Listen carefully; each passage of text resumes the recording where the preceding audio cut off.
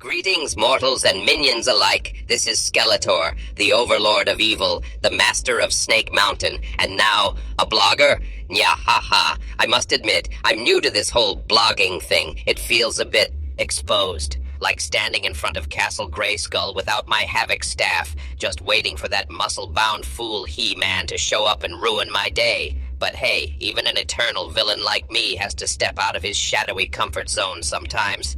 So here goes nothing. Or should I say, here goes everything evil and fabulous about being me. Let's dive into the skull-cracking details of my life, shall we? First off, what's it like to be Skeletor? Oh, where do I even begin? Imagine waking up every morning, or whatever passes for morning, in the dark depths of Eternia, with a skull for a face, unlimited magical power surging through your bony fingers, and an unquenchable thirst for conquest. It's exhilarating. No skin to wrinkle, no hair to comb, just pure, unadulterated villainy. Sure, there are downsides, like how everyone assumes I'm always angry because of my perpetual grin, but that's just my resting evil face. On the upside, I never have to worry about bad hair days or skincare routines. I plot world domination while sipping on a potion of doom, and let me tell you, nothing beats the rush of summoning a horde of skeletal warriors or cursing my enemies with eternal bad luck. Being Skeletor means being the ultimate bad guy, feared, respected, and occasionally laughed at by those pesky heroes. But deep down, way, way down, it's about embracing the chaos. I'm not just a villain. I'm an icon of mischief. Now, let's talk about the fun activities here at Snake Mountain. My lair isn't just a gloomy fortress of doom. It's a veritable playground for the wicked. We've got trapdoor slides that launch unsuspecting intruders into pits of slime. Great for team-building exercises with the minions. Enchanted obstacle courses where we practice dodging laser blasts and swinging axes, and even a weekly evil karaoke night where I belt out tunes like I Will Survive with a sinister twist. Beastman loves organizing beast-taming rodeos. Think wrangling mutant creatures while Evil Lynn judges with her sassy commentary. And don't get me started on our potion brewing parties. Trapjaw once mixed up a batch that turned everyone blue for a week. Hilarious. Snake Mountain is buzzing with energy. It's like a villainous summer camp, but with more explosions and fewer s'mores. But life isn't all fun and games in Eternia. The commute to Earth, what a drag. You see, I occasionally portal hop over there for supplies. Eternia to Earth is no quick jaunt. It's a swirling vortex of interdimensional nonsense that leaves me dizzy and my cape all rumpled. Traffic in the ether is brutal.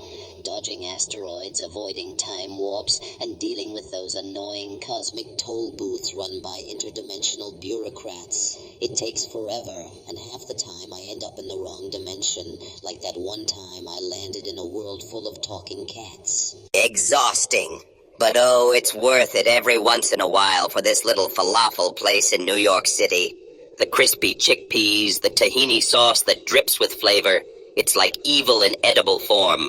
I cloak myself in illusion magic, order a dozen wraps to go, and plot my next scheme while munching. He-Man would never understand. He's probably eating protein shakes or something heroic. Me? I crave that earthly spice to fuel my villainous vibes. And speaking of relaxation, I absolutely adore my evil walks on the beach. Picture this. The black sands of Eternia's forbidden shores, waves crashing like thunderous applause for my genius, and me strolling along with my staff, scheming aloud. It's therapeutic. I collect cursed seashells, skip stones that turn into fireballs midair, and occasionally summon a tidal wave just for kicks.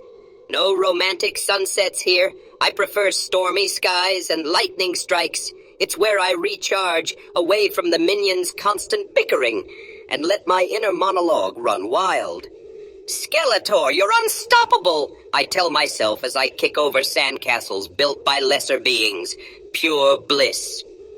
Now, To show you the real Skeletor, let's talk about my crew, my friends, workers, and minions. They're not just lackeys, they're family. In a dysfunctional, backstabbing kind of way. Evil Lynn is my right-hand sorceress, sharp as a dagger and twice as deadly. She's the brains behind half my plans, always brewing up spells and rolling her eyes at my dramatics. We bond over mocking He-Man's fashion sense. Then there's Beast Man, my furry enforcer, loyal to a fault, great at fetching things, or people. But don't ask him to handle delicate magic. He'd probably eat the wand. Trap Jaw is the tech guy, with his mechanical arm chomping through problems like they're scrap metal. He's inventive, but noisy. Clank, clank, all day long. Merman rules the seas for me, though he's a bit whiny about dry land. And let's not forget Triclops, the three-eyed spy master who's always watching. Everything. My minions are a motley bunch of misfits, but they're mine. We scheme, we fail spectacularly, we laugh about it over evil ale, and try again. That's the real me. A leader who values loyalty, even if I threaten to blast them into oblivion now and then. Yeah, ha, ha. Whew, that was a lot for a first post, but I'm just getting started. In future blog posts, coming soon, you pathetic worms, I'll dive deeper into my world. Expect tales of my greatest, almost victories, tips on villainous fashion, and yes, some cooking recipes. How about Skeletor's soul-sucking stew, or doom falafel with a side of despair? I'll share step-by-step guides, complete with enchanted ingredients you can substitute with Earth stuff. And for downtime, here's a quick list of my favorite Netflix shows to binge while plotting. Stranger Things! All that upside-down world chaos reminds me of home. The Witcher. Monsters, magic, and brooding anti-heroes. Geralt could be a minion if he ditched the heroism. Arcane, explosive inventions and family drama hits close to Snake Mountain. Castlevania, vampires and skeletons, it's like a family reunion. The Crown. Okay, fine. I secretly love the royal intrigue. Power struggles are my jam.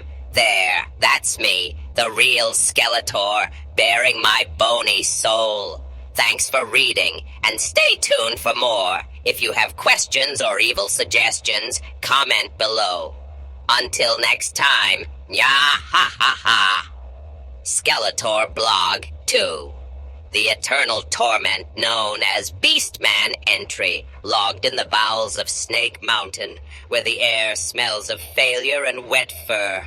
I, Skeletor, Lord of Destruction, most feared skull-faced tyrant of Eternia, have once again been forced to endure the company of my so-called loyal minion, Beastman. Yeah, ha ha, loyal.